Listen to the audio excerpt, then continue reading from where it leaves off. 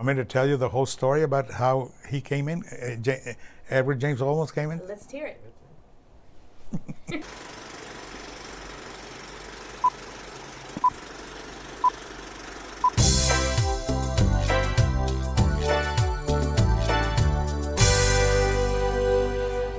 Aside from Texans and Tejano music lovers, most of the world wouldn't come to know Selena Quintanilla until the film about her life came out in 1997, 2 years after her death. Many credit the film as a rise to stardom for Jennifer Lopez.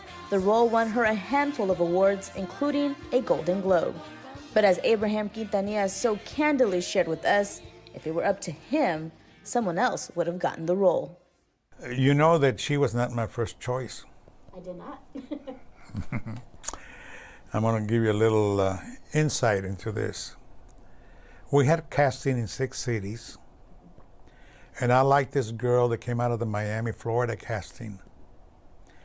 Now, this girl amazingly looked so much like Selena physically, but she didn't have any acting experience. So what we done is we had casting in 6 cities, and we picked one girl from each city, and we took them to Hollywood. And each girl was given a small part of the script for the movie, and they had to act it out. And they're filming them. It's called a screen test. And each girl was given a screen test. And the girl that I liked, no acting experience, she was so nervous, she couldn't even talk. I'm serious. Some people, their nerves affect their breathing. She couldn't even breathe. And I felt sorry for her because she really, really looked like Selena, physically. Mm-hmm. So we went on with all the girls. We started at around 7 o'clock that morning, testing these girls. And as it turned out, Jennifer was the last one. And now it's about 7 or 8 o'clock at night. So now it's Jennifer's turn, and she'd done it in 3 takes. So they pulled me aside and said, Mr. Quintanilla, she doesn't look exactly like Selena, but with makeup and clothing, we'll make her look like Selena. That's Hollywood, typical Hollywood. And we were tired, I was tired. I said, all right, let's go with her. And look where she's at now. What did you think of her final product for the movie? I think she done a great job. And I think that everybody feels the same way. What about Edward James Olmos? Well, Edward James Olmos was not my choice. We were talking to this actor from Panama, Central America, Ruben Blades. And he does a lot of American movies. But Mr. Ruben Blades was filming another movie at the time. It would not be through till 2 months later. And Warner Brothers said, we can't wait till 2 months. All right. About that time, I got a call from the LULACs. I'm more than sure that every Latino knows who the LULACs are. It's a political Latin organization. Well, they gave me a call. They're having an award show in Washington, D.C., and they want to give Selena a posthumous award. So I went to the award show. I received the award, and I came back early to the hotel because I was going to try to get some sleep because my flight back to Corpus was very early next day. Now it's about, when I got to the hotel, it's about maybe almost 12 midnight. Somebody knocks on the door. So I looked on the peephole in the door. I said, wow, that man looks like that actor Eddie Olmos. And so I opened the door. It says, Mr. Quintanilla, I knew you were going to be here at the awards. I flew in from Los Angeles to talk to you. And what he wanted to talk about was he also has a production company, a movie production company, and he wanted to do the movie. So the first thing I told him when he walked in the room, I said, Mr. Olmos, I got to leave the hotel, about 3:45 to the hotel. I don't want to miss my flight back to Corpus. Well, 3:45 in the morning, the man's still talking. So that done it for me. I don't want this guy. He doesn't listen. So give me your phone number and I'll call you and I'll let you know what I decide. So I come back to Corpus, and 2 weeks later, we had already signed out one of the producers, Moctezuma Esparza. We call him Mocte for short. He flies in from Los Angeles, and who does he bring with him? Edward James Olmos. I said, Mr. Olmos, can you wait here? And I took Mocte out. So, I don't want this guy, Mocte. Why? He doesn't listen. And so Mocte starts talking, yeah, but it's Chicano. He knows our culture. And just talking and talking. He must have talked about 10 minutes. My mind drifted somewhere else. And finally, I said, all right, let's go with him. And that's how Edward Olmos got the role. Hey, hey, hey, it's Tia, baby. And I am back with another video. So, as you guys saw, a short interview with Abraham Quintanilla, talking about who he wanted to originally play the role for Selena and himself. And I saw that video on my suggested news feed on YouTube, and I just was curious and I just wanted to look at it. So my opinion about that is I believe I know who he's talking about in reference to the girl that he wanted to originally play Selena. It was a lot of theories about that girl. I know that there's a female that was pictured putting flowers on Selena's grave, and a lot of people were saying that that's Selena, but it really was not. It was the girl that wanted to play Selena, but she didn't get the role because she didn't have any acting experience. That's not the first time I heard that. I heard that from Suzette and now him. And I don't know if this is the same girl, but I think her name is Melissa, or it starts with an M. Hey, you guys, I wanted to add on, because I know I talked about the girl who was supposed to play Selena. I got the names mixed up. So it's 3 different girls. So I believe the girl that he was referring to, Abraham was referring to in the interview, her name was Danielle Camastra, I guess. Her mom was Colombian, and her dad is German, Italian. So that's what the Camastra, I don't know, Camastra. It's too much. Yeah, her and her mom drove up to Miami.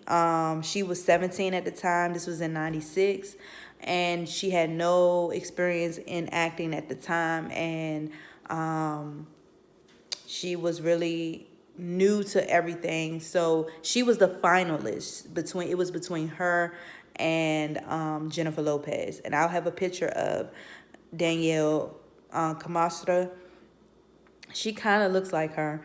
So I think that's the person that he was talking about. But the person that I was talking about was another contestant that was auditioning for Selena, who passed away. Her name was Gloria de la Cruz. I really couldn't find a picture of her. I have a picture of her mom, and then it's like a blurry picture of her daughter. But that's the one that auditioned. I don't know when she auditioned. It may have been early in the audition, but she was the one that, passed away. Her ex-boyfriend killed her, and they found her body in a bag in the garbage or something like that. I really don't know much about that story, but if you know, correct me. But yeah, because I read on it and it's briefly, and a lot of people got her and Letitia Miller mixed up. But it's actually Gloria de la Cruz who was the one that auditioned for Selena and passed away.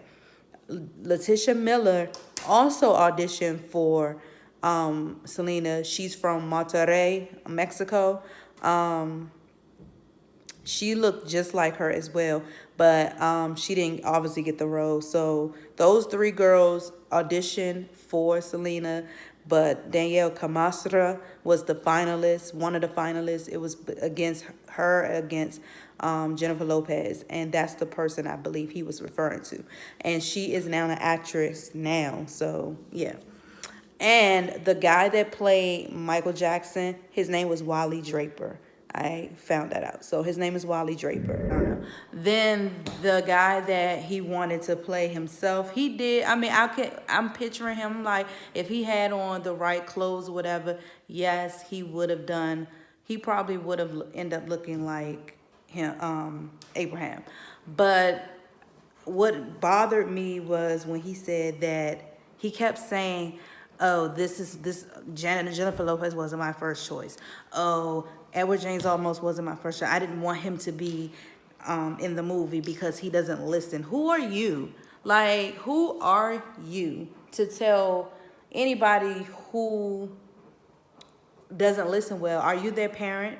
Are you the authority? Like, just because you are in control of your kids and your family doesn't mean you control everybody else.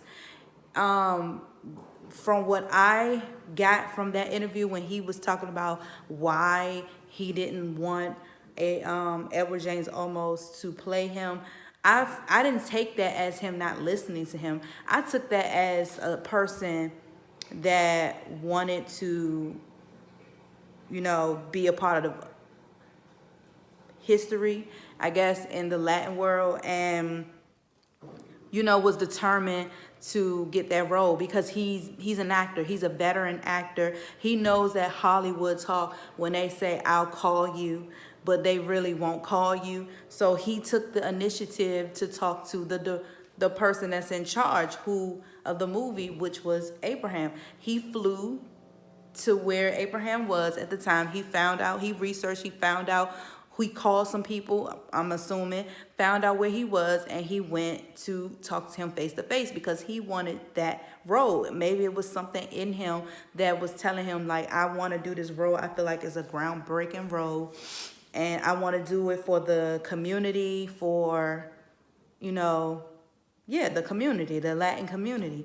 So he did what he had to do. I didn't think that was not listening. I just think that was called determination. That's called being That's called being dependable. That's called being eager to get where he want to go. And yes, maybe 3:00 in the morning wasn't the most effective time to be knocking on somebody's door randomly to talk about, a deal or gig, but he felt it in his soul that he was supposed to be in this movie. And I commend him for that because a lot of actors might just say, all right, fuck it, forget it. I don't care. If you don't want me, whatever. But he didn't listen. Yes, he didn't listen, but he didn't listen as a good thing. It wasn't like a bad thing. He felt like he really needed to be in this role. And he did an awesome job, even though physically he didn't look like Abraham, because, Abraham is short and fat, and Edward James Olmos is tall. He just had a beer belly, but he was tall in average height, average weight. So, of course, physically, they was incompatible, but personality, he brought Abraham out. Like, the way he was, like, yelling, the control, all of that stuff that we know and heard about that man, Edward James almost portrayed it. And he did an awesome job in that movie. And so, I say in your face, Abraham, because he was the perfect choice. Because if it was up to me, I would have just got an Oompa to play Abraham. Shit. And then he couldn't get the word screenshot or screenplay. I can't even say nothing about that. I think he said screenplay. I guess his toupee was on too tight. I don't know. It looked like it was. It looked like he had a lace front on. It looked like that Cool Whip, like when you go to the grocery store and you get the Cool Whip that's in the container and it's like swirly. It looks just like that, but black. Like the shit emoji, like I said before. But yeah, I just thought like when he kept saying, he doesn't listen. He doesn't like everything is not about Abraham. We can't always follow what Abraham wants. We just can't. I mean, it's not all about you. And then this movie isn't about you. The movie was about your daughter. So I mean, your daughter portrayed the same exact traits that Edward portrayed. When she wanted something, when she felt like something was in her soul that she wanted to grasp. I'm sorry that my laundry, that's my laundry. But Selena was a determined individual as well, just like Edward. If Selena was alive today, she probably would have did the same thing Edward James almost did. If she felt something in her soul that she wanted to be a part of or she needed to be a part of, she would have woke up, didn't care what time of day it was or time of night, and she would have made herself heard. Look, this is what I have. This is what I want you to look at. This is what I'm interested in. This is what I want to do, and I know I can do it. So, you know your daughter very well. You know that she was a determined individual. You see that same thing in Edward. Why didn't that gravitate for you to want him to play you even more? Because he was determined, just like Selena was determined when she was alive. So I don't understand. Like that again, interview just proved to me why myself and a lot of people think that he is like, I don't want to say the devil because that's so harsh, but I know a lot of people thinks he is, but that he's just a shrewd, grumpy, hateful individual because he just doesn't listen. He doesn't listen. So he should dislike his own self because he doesn't listen. Like he gets mad at people that don't listen to him. He don't listen to him. He don't listen. He doesn't listen to nobody. Like if somebody's telling him the right thing in reference to business or maybe his daughter's well-being or children's well-being or family's well-being, he don't want to hear it because he didn't think of it. If he didn't think of it first, he don't want to hear it. I don't care. I want it my way or no way. That's the type of persona he brings out. And then he wonder why he always getting hate messages or, all these bad things about him. But I don't want to harp on the bad part of Abraham. There might be some good in Abraham. Like, I'm sure everybody is not perfect. Nobody's perfect. But I know everybody has a good amounts of goodness in them deep down. And I really think that Abraham was once a good, humble person before the fame and the fortune. I really wanted to believe that, he was, before he became Abraham Quintanilla, as we all know, I want to believe that he was a dedicated father to his children. He was a hard worker. He made sure that food was on the table and a roof over their heads. He was a hard worker. I will say that before he became Abraham, working in the steel mill, or I think that's what he was doing. He was working hard for little to no pay, but he had to make sure he provided for his family. So I will say that one good trait he did have. And then I will also say, how he managed to you know, get his management from the ground up and opened up his own, you know, record label, and, you know, bringing Selena and his kid and the rest of his kids to stardom. I will say, I will commend him for that, because not a lot of people can do that. Not a lot of parents can do that, except for like Joe Jackson. And people have said that in the comments, you know, that they often compare Joe Jackson to Abraham, and they are a lot alike. Yes, they're both Jehovah Witnesses. They both came from a musical background. Joe Jackson was a part of this singing group called the Falcons. I found that out from the Jackson movie. The American Dream, if you never heard of it, it was a movie series on TV back in 1993, either 1992 or 1993.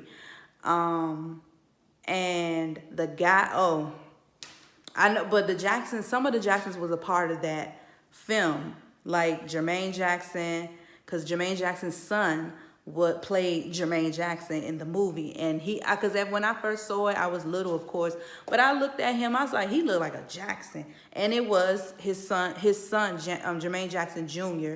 played his father, Jermaine Jackson, in the movie, and the guy that played Michael Jackson, he looked just like Michael back then. Like, I would say he looked like Michael, and if Michael and Toni Braxton had a baby. But he looked just like him. But unfortunately, he passed away, I think a year after the movie came out. He had some type of cancer. So, yeah. But a lot of the, you know, actors that play in that movie, you know, either look like them, the real people, or they pursue like the personality was like a match. Like Jason Weaver, he played Michael Jackson as a child, and even though he didn't look like Michael, his voice was A1. Like his singing voice matched identical to Michael Jackson when he was little. So if y'all haven't seen that movie, the Jackson American Dream, go watch it. I'm sure it's somewhere on YouTube or the internet, but it's out there. Watch it. It was a good movie. Angela Bassett played Katherine Jackson. Lawrence, I know his name is Lawrence. I don't know his last name. But he played Joe Jackson. He didn't look like Joe. He looked better than Joe Jackson, but the personality was like similar, very similar. The aggression, all of that was similar. A lot of people don't know Monica Calhoun, who's better known as Mia from the Best Man movies, and also she was in Players Club. She played one of the Jacksons. I believe she played LaToya Jackson when she was like a teenager. She played her as a teenager. She didn't look like her, of course, because she's a little darker than, she's a lot darker than the real LaToya Jackson, but, whatever. It's a lot of, well-known actors that just started out. That movie was their platform, like Terrence Howard. He played in that movie. I think he was Jackie Jackson. He played Jackie Jackson. So it's like a lot of the well-known actors that you see today started in that movie. So if y'all haven't seen it, check it out. But as I was saying, like, a lot of you all was comparing Joe Jackson and Abraham. And like I said, they both worked in the steel mill before they became who they were. Joe Jackson was in a singing group called the Falcons, and that didn't work out for him. And Abraham was in the group called Los Dinos, and it didn't work out for him. And so they you know, were in like a lower middle class. They both lived in lower middle class. One in Indiana, one in Lake Jackson, Texas. Um, and like I said, they both worked in the steel mill, and they were tired of working hard for little to no pay. So, you know, they both had, you know, kids, and, you know, kids play around, they sing and dance, you know, just being a child. But they both paid attention to that talent, didn't realize they had that talent, so they wanted to do something about it. So yes, Abraham, you know, took that serious, and, you know, send them to different talent shows, let them perform at different festivals, and, you know, Suzette and AB taught themselves how to, you know, play an instrument, and look at where they are today. The same with Joe Jackson. He sent them to like talent shows. They won talent shows. They first got exposed to, you know, the real deal from Gladys Knight. Then from Gladys Knight to Diana Ross being under Motown, and then they got signed from Motown under Berry Gordy. So, you know, and look at where they are. So I will say that two good attributes about, you know, Abraham. He was a hard worker before he became who he is today. He was a hard worker, providing for his family from little to no pay. And then he, you know, used his children's talent to, you know, make it big, and he actually did a good job doing it. Now, the way he went about it was effed up, and the way that he let money and people control him, and then in return he controlled his children, it wasn't right. And the fact that he did not protect his child, you know, the way he protected, you know, tried to protect her from Chris, he didn't protect her from the one person he should have protected her from. And that's unfortunate. And someone just brought up in the comments on my previous video about Selena losing her hair, because I did mention that in one of my videos, the answer reveal video, when I did reveal the answers from the questions. And I said that that's why she was taking prenatals, because her hair, if you go in like back in some videos or some pictures, you will notice that she looked kind of like her hair was thinning in the front. And somebody in the comments was saying, can you talk about, let's talk about her hair, like losing her hair. And she said that she thought it may be due to stress. It was, because that stress does lead to hair loss and stuff like that. So that could have been why her hair was thinning in the front, because she was stressed. I mean, she was holding down a lot. She was holding down a household.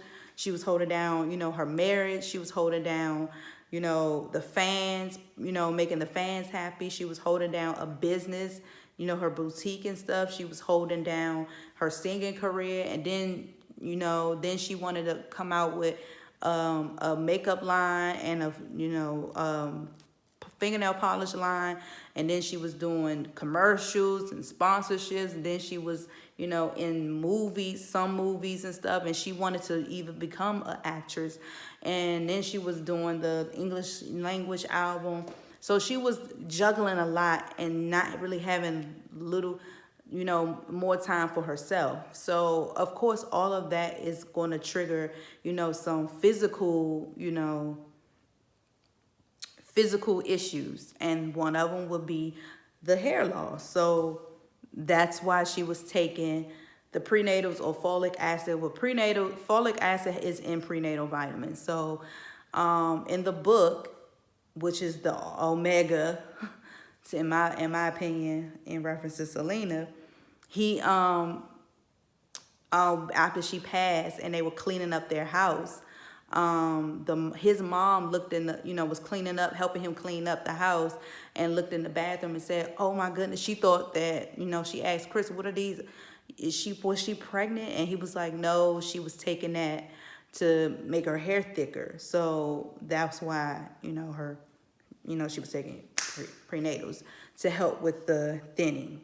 So yeah, I just want to just ramble about her dad, because I didn't want to always talk about bad stuff in reference to her father, because I'm sure, like I said, deep down he may have been a great person, but just the money. That's why they said in that song, that money song by the OJs, don't let money change you, the almighty dollar. And he let money change him, because the more money you make, the more money he made, the more, evil he became. So it is what it is. It's nothing you can do about it. You can't teach your old dog new tricks.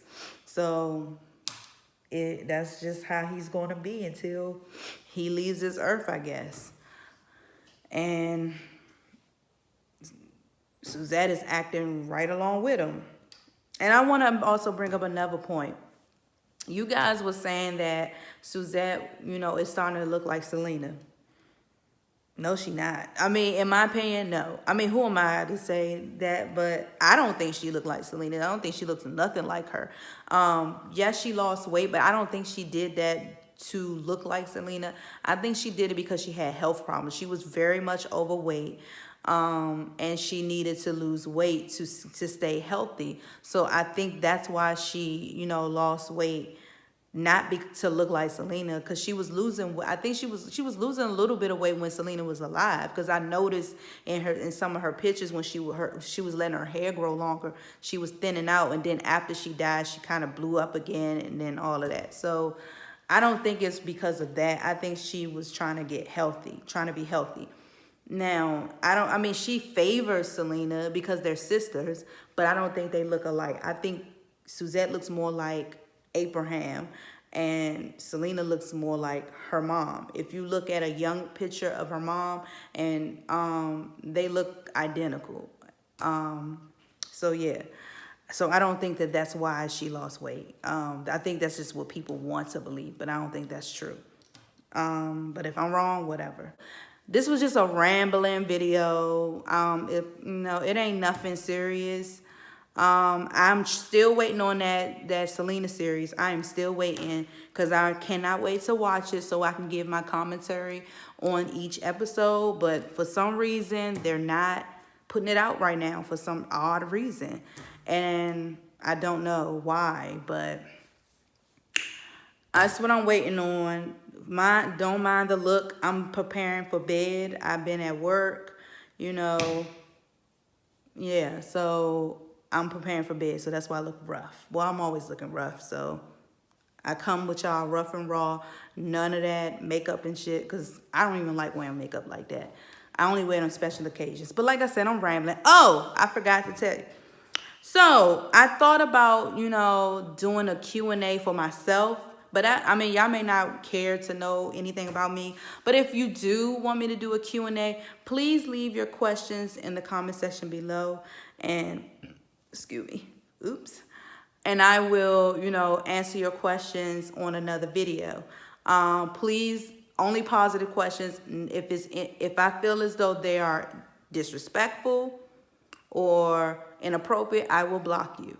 I hate to block people, but I am not for the, the bullying. I am not for the disrespect. No, none of that. So if you want me to do a Q&A, I will. Just leave questions below. Yeah, I will answer those questions in a future video. All right, so like, comment, subscribe, favorite, view, share, whatever you want to do, and I will get back to you with another video. Peace.